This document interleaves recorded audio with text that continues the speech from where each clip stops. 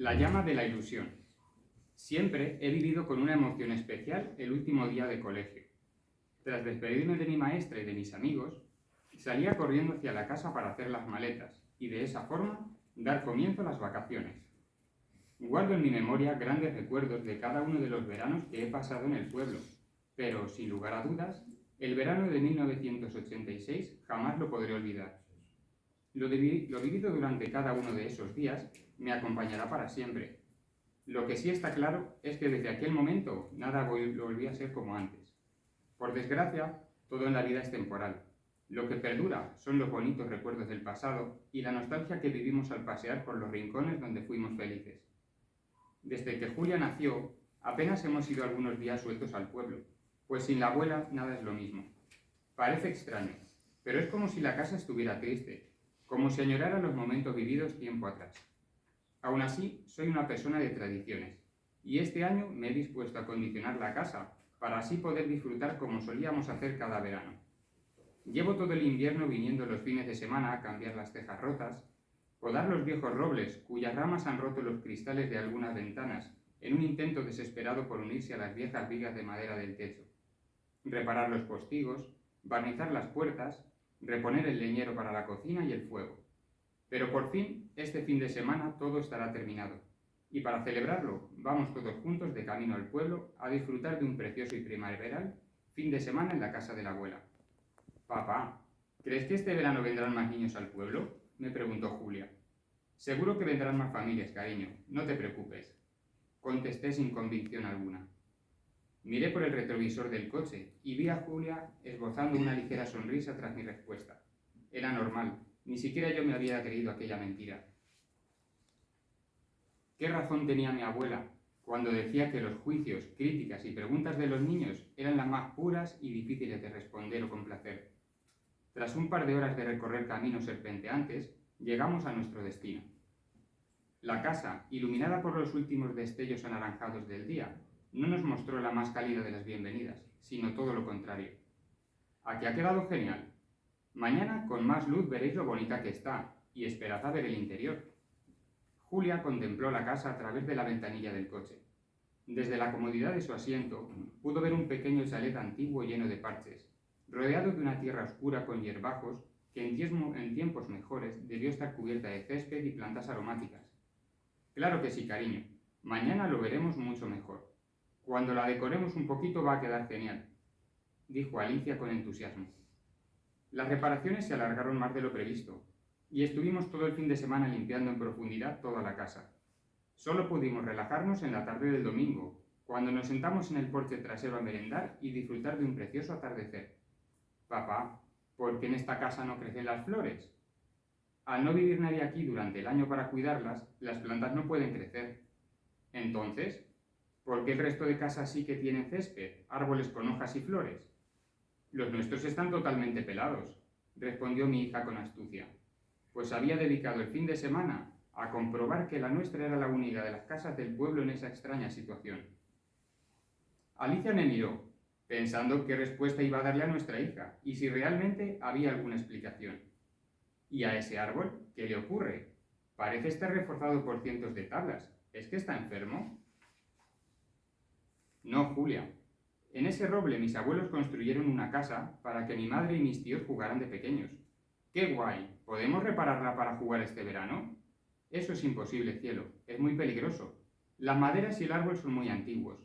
No creo que sea sensato subir a jugar ahí arriba. Jo, pues vaya rollo. Por cierto, aún no me has contestado la pregunta, recordó Julia, ya que no iba a aceptar un silencio incómodo por respuesta. Es por la ilusión. Esta casa ha perdido la ilusión. Mi mujer y mi hija me miraron asombradas. No comprendían a qué me refería. ¿A qué te refieres, cariño? Voy a contaros la historia de mi abuela Carmen y cómo el verano en que ella nos dejó fue el más maravilloso que he vivido jamás. Fue el verano de mi 7º cumpleaños, cuando como cada mes de junio empecé a hacer mi maleta con gran ilusión para venir al pueblo. Pero ese día sonó el teléfono de casa, y lo que debió escuchar mi madre no tuvo que ser muy agradable, pues apenas pudo contestar y tras colgar el teléfono rompió a llorar desconsolada. ¿Qué te pasa, mamá? ¿Te encuentras bien? Ve al taller de papá y dile que venga corriendo. La abuela está muy enferma y tenemos que ir lo antes posible al pueblo. Nunca en mi vida había corrido tan rápido como aquel día para avisar a mi padre. Juntos volvimos a casa tras terminar las maletas e iniciamos el viaje. Uno cargado de silencio e incertidumbre, pues no te me atreví a preguntar qué le había pasado a la abuela. Tenía tanto miedo que prefería imaginar que no había sido para tanto. Seguro que mamá exageraba y en unos días estaría preparando los bocadillos para ir a merendar al río. Al llegar a casa de mi abuelita, fuimos corriendo hacia su dormitorio.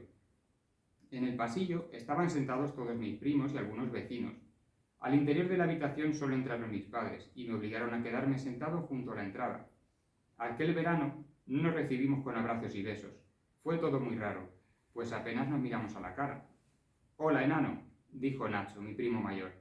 «Los mayores dicen que esperemos aquí, luego nos dejarán pasar a ver a la abuela».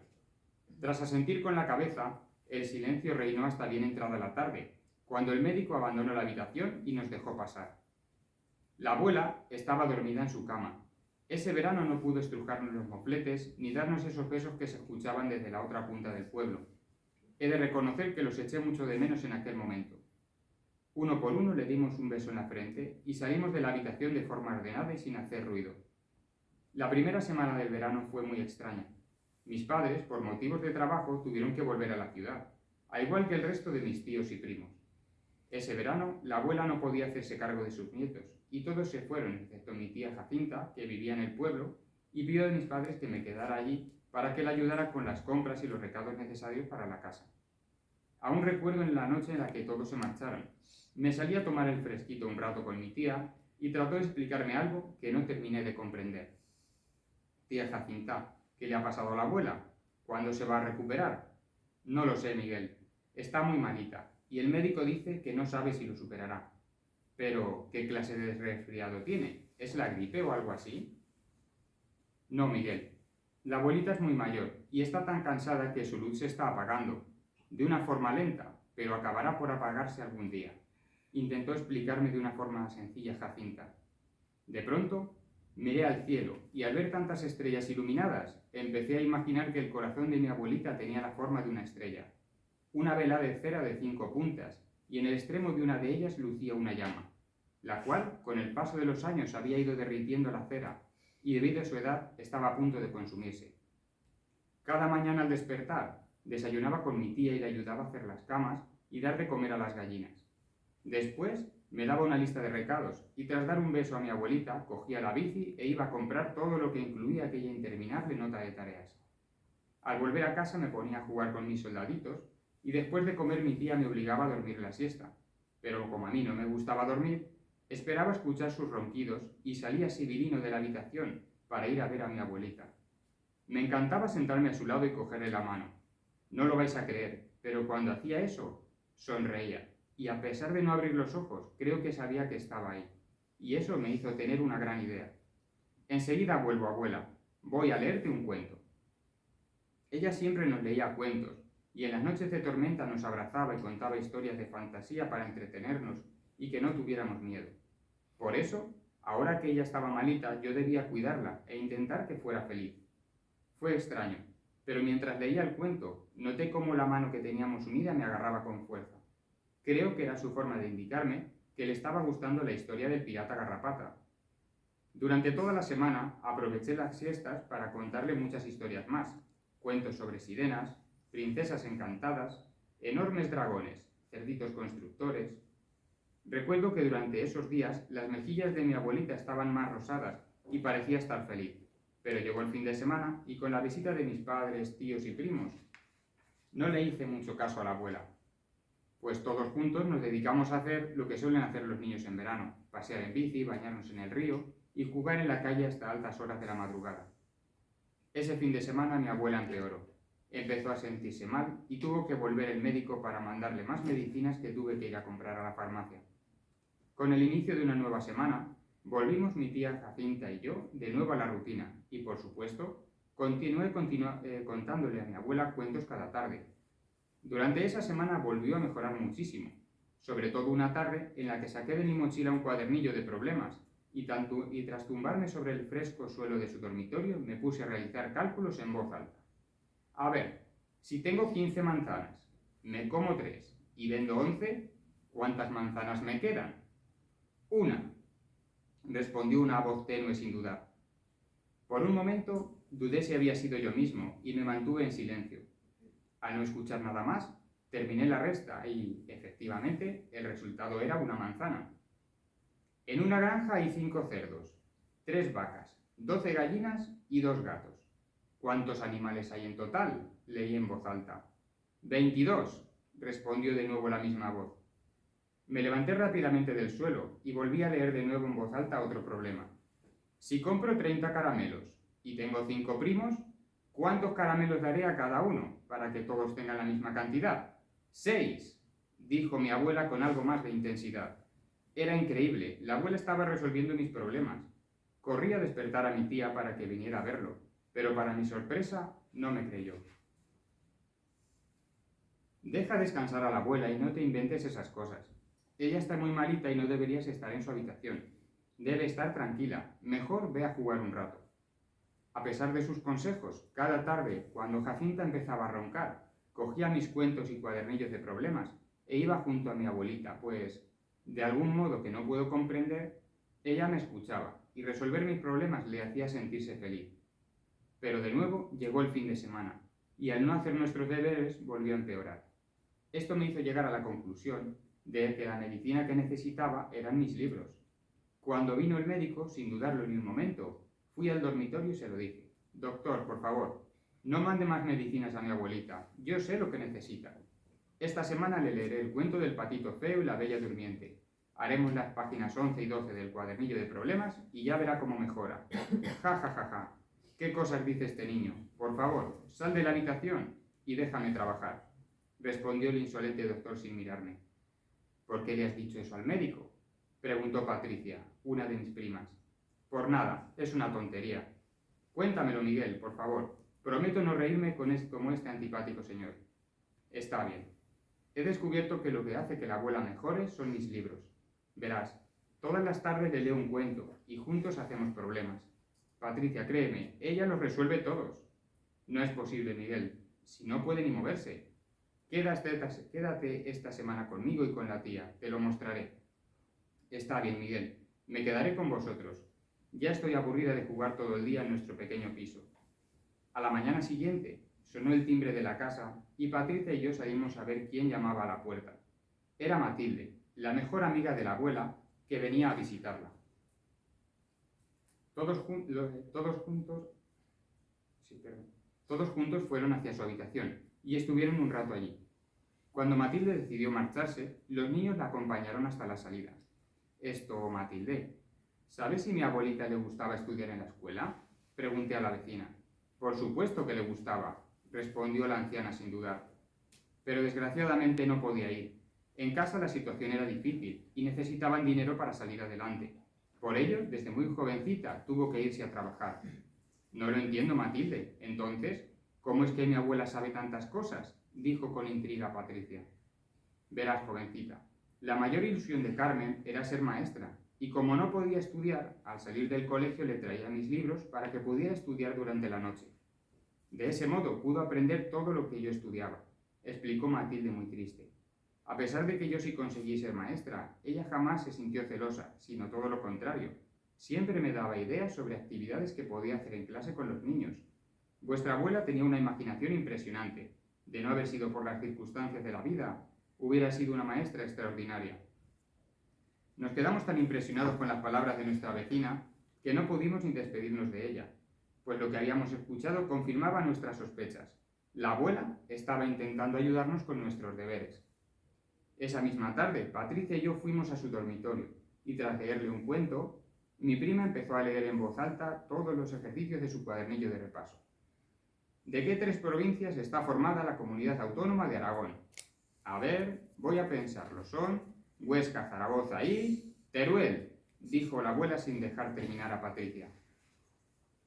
Tenías razón, primo. Creo que es la única forma de curar a la abuela. Tenemos que pasar más tiempo junto a ella para que nos ayude a aprender. Eso es, Patricia. La abuela será nuestra maestra este verano. Al escuchar aquello, la abuela se movió ligeramente en su cama y sonrió. Durante toda la semana, Patricia y yo pasamos todo el tiempo posible junto a la abuela leyendo. haciendo tareas de matemáticas, geografía y un sinfín de cosas más. A medida que íbamos ampliando nuestros conocimientos, la abuela se iba recuperando, hasta el punto que para el fin de semana siguiente, la abuela ya tenía periodos de lucidez en los que hablaba con sus hijos y nietos.